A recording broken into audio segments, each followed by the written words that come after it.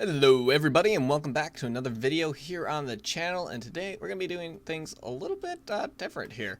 We are in a creative world, and the reason for that is because we're looking for some of these. Yes, some caves. Because I noticed that there's not really a whole lot of... Well, that's kind of cool how the generation worked there. But not to go off on a tangent about the generation of the world, which I currently am doing. I noticed that there's not a whole lot of good, ways to, not a lot of good tips for making caves on YouTube, or at least not some obvious ones. I know there's a couple that I believe Grian put up that are pretty good, but I just want to give some of my tips on making caves and kind of like cave bases, because I have like a thing where I just love building mine shafts and stuff in Minecraft, and this cave here looks perfect for what I want to do in this video. So we're going to go ahead and start transforming this place. The first thing that we're going to do, as you can see, there is some granite here. So we're just going to get rid of this. And the way this works in our benefit, just by clearing it out here, not replacing it, don't want to cover it up in the wall. I mean, in this particular shape of this cave, this is actually really nice. So I guess maybe breaking it out of here completely is kind of a downside. But if you want to go ahead and make some nice cave bases or mine shafts and such like that, you can go ahead and just remove all the granite, andesite, ores, diorite, anything like that that's in your way, like so. Alright, so I just went ahead and cleared out all of the diorite or granite that was here and some of the ores. And as you can see, some of this ended up going up here. This was some coal ore, and well, that doesn't really look that great having that up there like that. So we're just going to go ahead and block this spot off. That looks a little bit better. Might want to do a little bit of extra moving around here. Maybe open it up or something. I think that looks a little bit better than this. But anyway, if you have something that goes off like that, you kind of want to get rid of it. The same thing kind of happened over here. So we don't really want that shape for our cave. So we're going to go ahead and block that up a little bit as well. And this kind of gives it more of a natural look just when you start to break out some of the andesite and granite and etc. And then we got this little spot here, so this is kind of actually a nice little pocket, but we're going to start by removing that, and then we're going to take off these little side bits here, and I think we'll get rid of that one too. That one, see, that one might look a little bit better like that. But what I would do here for this is go ahead and put some walls there. We'll get into that a little bit later. For now, we're just going to get into how you're going to shape your cave or your mine shaft or whatever you're doing.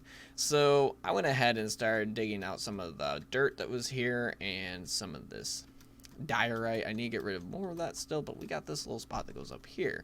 So we're going to go ahead and break into this little area, and then we'll get rid of the rest of the granite here and the rest of the ores here. But the nice thing about this strategy, if you're lower down in the world, you're going to uncover a lot of ores and more useful blocks such as andesite that you can go ahead and pick up all of them.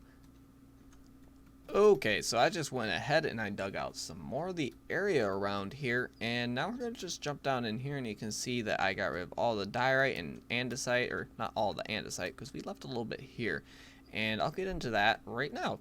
So once you feel you have a good shape for your cave, in this case it's got a little bit of dodgy edges such as these, we can clean those up a little bit and just do a little few tweaks like that. And we're going to get rid of this little spot here too, but we want to leave the pocket there, and this goes up through the floor, so we don't really want that. We're going to go ahead and fill that gap and this gap as well. But once you kind of get a nice shape for your cave, you're going to want to leave some of the andesite here. In this case, since it's andesite, we can kind of get away with it, but maybe mix in a few other blocks with it, because you'll end up using andesite as a texturing tool later on. But let's head back up to here. So up here you can see that I kind of got a nice shape for this room just by getting rid of all the granite that was here. So we're going to go ahead and shape it a little bit more manually. And now we got a little bit better shape for this place. And we're going to go ahead and, instead of digging down further and removing the rest of that granite, we're just going to go ahead and cover over it. We'll fill in a couple spots like this, and we definitely don't want to go any further in this direction. This is a good shape for the cave, so we're just going to leave it like that. And again, up here we got a lot of andesite, so we're going to go ahead and mix in some stone, and now it's not as in your face. We'll go ahead and put a stone block there as well. So now we're going to get on to tips on how to decorate the space that you've created. And I'm going to go ahead and pop into a couple other worlds I've made in the past and just show you some of the ways that I've decorated them and maybe give you some ideas, and you can end the video there, or you can stay and watch me do a little bit of sprucing up to this cave. Alright, so we're now on an older world that I played in during the snapshots for 1.13, and we're just going to take a little look at how I managed to make a cave feel a little bit more alive. So we put some chests down here with some signs, and we kind of added a lot of verticality into the build here. So we have some off rooms like this, which you benefit from tearing out things such as andesite and granite, because you're able to go into these areas and create pockets like this that look pretty natural, and then you can go ahead and just use these areas as kind of like storage rooms and such. But as you can see, I just kept decorating this area, and I left little drops like this that you kind of have to just go around on your scaffolding, I guess you could call it, and other platforms that just added little things like this.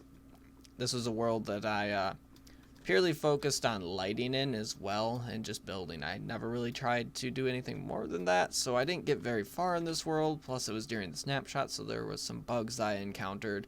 One of those made the entirety of underground have the same light level as daylight, and that really sucked and kind of ruined what I was doing. But as you can see, I benefited from having found some caves like this. This one isn't a good example, but we'll go the other direction where I did do a little bit more decorating.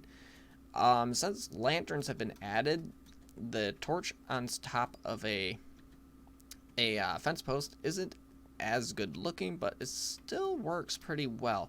Now you can see that we go through this little area here, and that's another thing. If you just take some fence posts and put fence gates in between, it starts to make really nice borders, I guess you could say, of where to go, where not to go. But anyway, now we're into the main part of where I did a lot of building, and there's supposed to be a fence gate there, but I'm gonna go ahead and delete that. And I don't remember what was back in there, but let's not go off on that. So this is the main project that I had for this area, was just a big pit that I dug, and I wanted to fill it up and make it look like kind of a mining town. And I didn't ever finish it, but I definitely did get some good ideas while I was doing it. One of those can be seen right here. This was a spot where some andesite existed in the wall, or might have been granite, etc. So I dug it out, and I went ahead and planted some things here, and it made a really nice color difference, because there was green stuff in there and just kind of looked to be a good garden. Then I have a little pocket of water up here and just little things like that. And this is another thing. So I do this in pretty much any cave I build, and we got some water dripping from the ceiling into this little area to make it look like a puddle. And the way you do that is quite simple. You just put water blocks up above, and then it'll drip through the block, and it ends up having this really unique look to it, like it's actually dripping like condensation from the cave. But we did the other thing here, the same thing here as we did over there, and just a little bit bigger this time, but we added in another spot where there was some dirt or something that I took out, and we fitted into the side of the cave here. We also did that over here, and this one's a little bit different because this one you actually can go up to a second level. I never did finish the second level, but this is kind of how you can make things like this work, and they look especially good since scaffolding has been added. And just a few little pockets like this that just kind of go into like little storage rooms like you would expect to see in a mine shaft, I would assume. And let's go all the way down to the bottom real quick. This is one of my favorite things to do, is if you have an area that you can put water, and this was during the snapshot, so this didn't exactly turn out very good, but if you have an area where you can put water like this, stripped logs underneath the water, and I believe the water was originally lower when I built this, look really good. So if you take stripped spruce log and you put it next to an oak log, it will end up looking a lot like the same color and texture as the oak log, but it'll look like it's wet.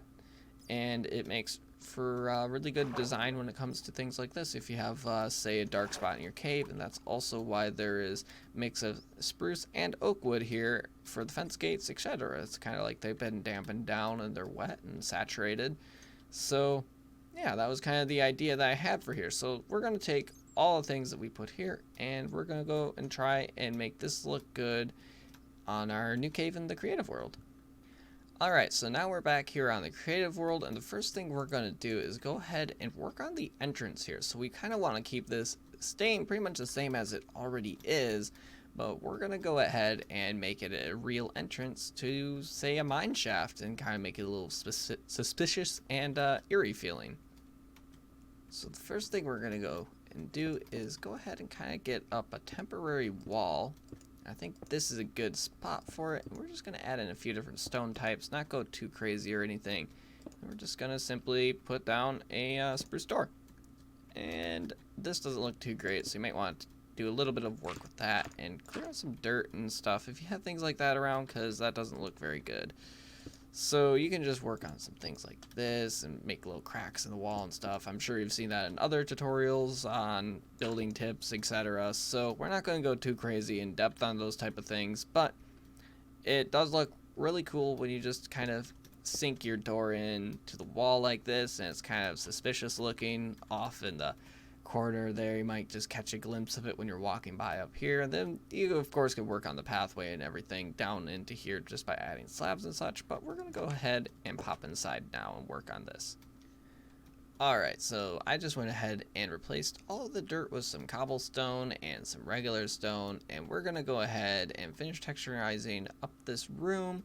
And I left some of the mossy stone here because it does end up looking pretty good, but anyway, blocks in my hotbar are some things that end up looking pretty good with texturizing or variating builds like this to kind of break up the smooth look of the stone. So we're going to go ahead and use some of these to go ahead and spruce this up. Okay, so this place is looking a lot more spectacular now that it's all got some variation and some texturization, or however you may want to say that. So we use some stairs in the floor and in the walls, so we could add some indents and such, and some slabs on the ceiling.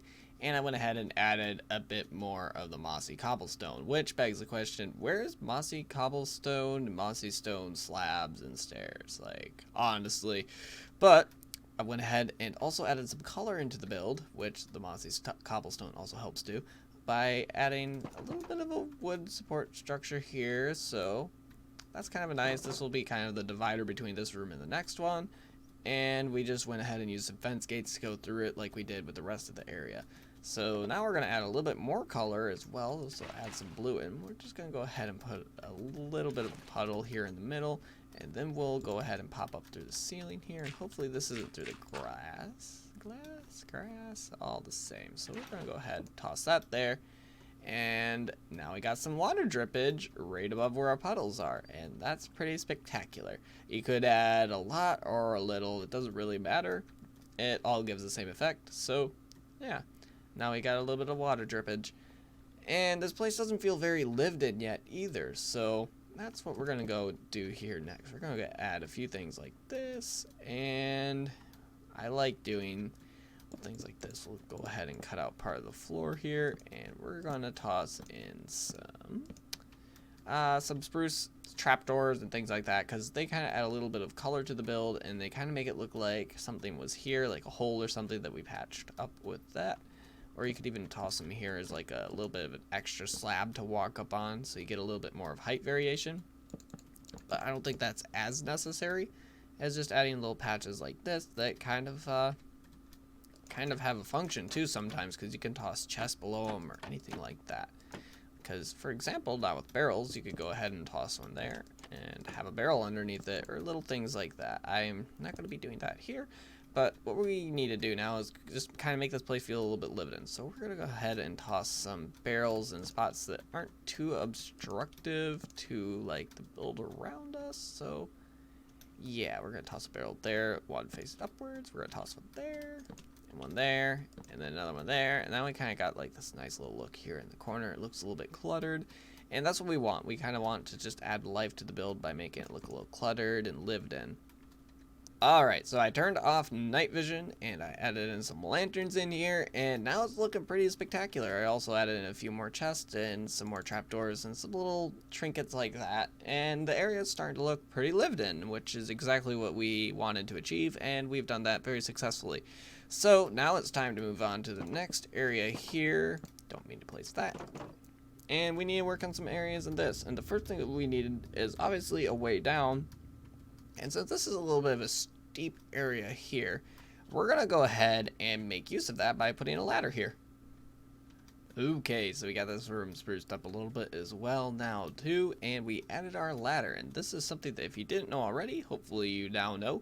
You can go ahead and toss down a trapdoor, close it or open it depending what you're doing, and you can go ahead and toss a ladder on it, and it looks pretty cool because it kind of makes like this rope ladder effect. Downside is if you shut the trapdoor, it'll go ahead and pop off, but it's cool nonetheless.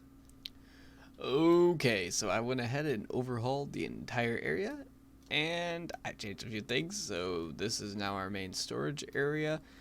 We got a few little pockets like this one you can walk up to, and it just has a very nice atmosphere to it when you first enter this area. It's very vertical and open, which has a very nice feel to it. And you have to go up the steps to get to places, or down the steps to get to places. And as you can see, I went ahead and put the flooring here because there was just a spot here. It seemed like a good spot to just use trapdoors as a floor to patch holes, as I said before. And we got little bits of railing, and this acts as railing, and it just adds a lot of depth to the build, and a lot of color to it as well. And if we go up through here, we have our little bedroom area for the people that would live in this mine shaft, I guess you would call it at this point. And it turned out pretty nice. So we have some bunk beds here that use really simple design, and all of these beds can actually be slept in survival is the nice thing, and you can respawn in all of them as well. I'm not going to test it. I'm just pretty sure you should be able to. But I went ahead and did some texturizing and everything to this place, and up here we have 6 chests that are barrels on their sides so that we can see the front of them, and those will act as our storage for personal items of the people who own these beds. So we're just going to do a quick recap of this whole place by popping out here. I also did a little bit of texturizing in the middle there. I did discover there actually are mossy stone stairs and slabs, which I was unaware of. So here it is. We have our little entrance here, which is very bad. We could have definitely changed up the entrance, but we weren't focusing on that. We were all focusing on the inside of the place. So once we come in, yes, this place looks pretty good, and I'm pretty happy with it. So overall, it feels very lived into this area, but this is kind of more of like the welcome in area. And then through here is where everything happens. So we go down the ladder, take a look around, and it looks great in my opinion.